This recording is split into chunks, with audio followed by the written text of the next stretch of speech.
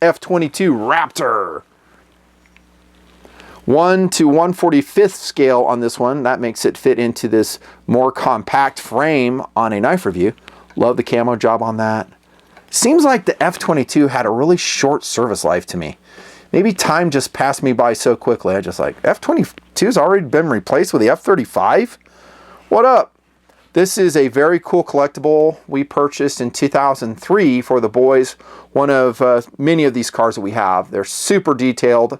Yeah, even back in 03. Look at the detailing on this. 1 to 1/64 scale. This is a Toyota Celica GT Wed Sport Racing Team in the Japanese GT300 series. Radio control to make sure the horsepower outputs were exactly the same.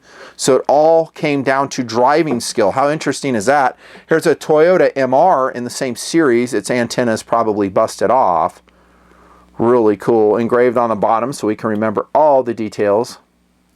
GT300, 300 horsepower class. And then on the table, we've got the Modus. And then I had something really fun. Oh yeah, I'm going to put a Trump coin on there too. That's right, a Trump coin. One of the best presidents we've ever had. Says nothing fancy. That's right, I said it. No apologies whatsoever. He's a great president. Love Trump. Yeah, he has some quirks. He has some definite quirks, but we didn't want a politician and we didn't get a politician, so we should celebrate that. If you want a politician, you're going to get a politician. That means a bunch of lies, a bunch of broken promises, a bunch of gun control coming on. Yeah, I'll take Trump. Go Trump 2020. How dare you do a Trump ad? Hey, it's my show. I can do whatever I want. Go Trump. He's awesome. On we go with the S-Dub Modus F25. Here we go. This one is an M390 steel version. That's an upgraded steel. Strangely, for a Chinese knife company made in Italy. Probably an outgrowth of, well, the M390, because that is a European steel. I see it in a lot of European blades. This might have been put together by Fox Knives. They do a lot of European production for a whole bunch of different makers. I don't really know. But it's a Chinese knife company. Here it is, produced in Italy with this steel. You can get a D2 version. It's going to be much more affordable. And a lot of these affordable and actually pretty excellent knives are coming out in D2. There is a Modus version out there at Blade HQ for like 42 bucks. A series of them coming in blue, gray, green, black, of course, for around 45 bucks, all subject to change. That's the D2 version. This one will be more. Blade shape is pretty good. We've seen it on a lot of different blades, haven't we?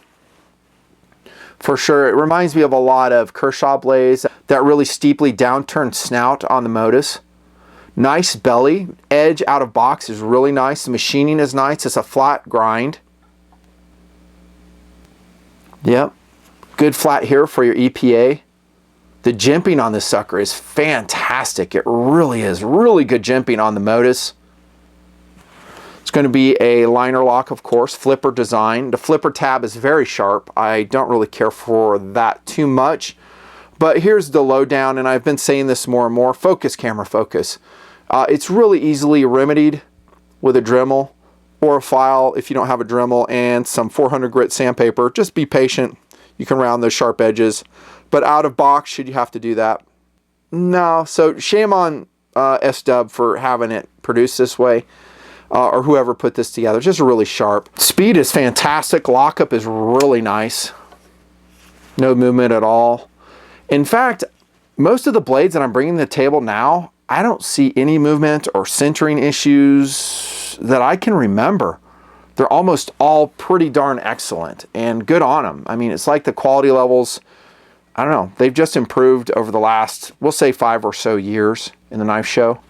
Let's look at the centering of the Modus F25 series. Pretty good. Timing of the liner lock, a captured liner lock in a G10 handle. Kind of a thin liner lock. And then on the opposite side, you notice we don't have a steel liner. Wow, that is nice. No steel wheels either. That is fantastic. Of course, on the opposite side, we have to have a hardened 420 stainless steel liner, which we've seen a lot. The backspacer on the Modus series will change. I saw a blue version at Blade HQ, and they had one with an orange stainless steel backspacer. This one looks like it's made out of olive drab G10 milled backspacer. So it looks nice, gives it a nice look to it. Mostly an open flow-through design. I think the handle overall is very short for me. That is a criticism I will level against the Modus. I'm not super digging the super short handle. That being said, if you look, it's a very close to 1-to-1 handle ratio, and that is an upside to that. So short handle, and the blade length is 3¼ inches. Chamfered nicely around here, no hot spots, mini torques.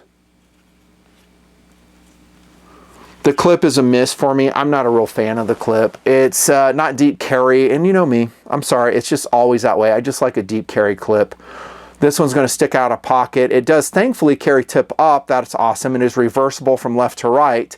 This is a good ambidextrous knife for lefties, if you're looking for such. Weight, by the way, is 3.6 ounces, which is a little bit surprising to me. I thought it would be lighter, but yeah, it's about 3.6. Let me hit it on the scale just to make sure I did not lie to you, because it doesn't seem like it's 3.6. It's out of frame. Yep, that's an accurate weight, 3.6 ounces on the scale. Yeah, it seems like it should be lighter. I think the reason is because the blade is relatively thick. You can see that. And I didn't measure it, but it's a stout blade. Nice knife. I don't know if I'm passionate about it. I don't look at this knife and go, oh my gosh, it's awesome. Here we go with some competitive options, which, to be honest, I'm more excited about. This is coming from the same company, y'all. This is the S-Dub Shaola. Shaola? I never can pronounce it right. Again, this company has the strangest names. Shaola. Shaola? I reviewed this knife separately. It is fantastic. There you go. Now that's a clip. Yeah, they got that right. And it's blackened. So this has a backwash finish on it. It's not backwash, nothing. It's blackwash. Okay, a blackwash finish on it. I like it. This is the D2 that I'm talking about. So this is same company. I like the handle better, a little bit longer for me, more slender. I like that better. It just fits better. I like the curvature right here, fits in hand. I really love this red version. The jimping on the Shaola is not too bad. It's okay. I call it medium. I think that's what I said in the tabletop. We have an unsharpened swedge here, flat ground. We don't have the same issues on this flipper tab here. And I don't remember if I radiused this one. I don't think I did. I think that's out of box, just like that. And this is about the same weight. You can see I engraved the details, 3.8 ounces. I like that one better. I really like it a lot. The Shaola, whatever the hell it's called. And then here we go with this one. I love this one too. This is a Civivi Wyvern in blue with that fish scale FRN handle. Funky! That's funky. I think this is also in D2. So this is a hollow ground blade. This is not a flat ground blade. You can wave it out of pocket if you attach some zip ties, which I love doing. Makes me super, super happy. That steel engraved very nicely, actually. This is a beautiful knife. And this is going to be about the same price point. We're going to have an FRM backspacer here. Really comfortable handle. And the Wyvern. That's a separate review, again, that I've done. You have a lanyard provision right here in the back. And then you have a milled clip.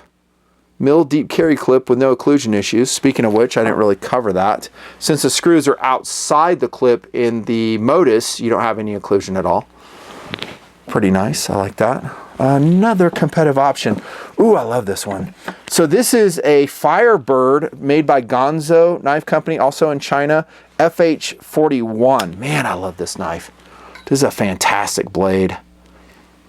So it really looks like a Sebenza inspired design in the handle. The handle reminds me of a Sebenza, not the blade at all. The blade is flat ground, beautiful drop point, again in D2. Well, supposedly D2. I didn't conduct any metallurgy tests on it. Oh, look at this. That's how you do a freaking flipper tab. Steel wheel. Like that. Look at that. They totally radiused it perfectly. That's not me. That's the company Ganzo that did it. Jimped. Nice jimping on it. Deep carry pocket clip that's thick enough for tactical pants. Oh, look at that skeletonizing on the liners. And I don't know if I wrote the weight on this one. It's going to be about the same, about 3.6, 3.8 ounces, I would estimate. A couple competitive options. There you go. There you go. I'm not going to say I don't like the Modus. I actually do, especially at a $42 price point. Oh, yeah, totally. I think if you have an option to go into Blade HQ, do it. And just pull all of these knives out if you're thinking about popping, you know, a $50 knife or something. If you're coming in town or if you live in Utah, go in there, tell them you're a Nut and Fancy watcher or a TNPer and say, hey, I want to check out all four of them. Do the Shaola, the Modus, the Wyvern. I don't think they have this brand, the Ganzo Firebird FH41. They might. I'm going to tell Jake to carry it. I don't know if he'll get it, but check them out. I would be interested in seeing which one you like best, both in grind, steel, how it fits your hand.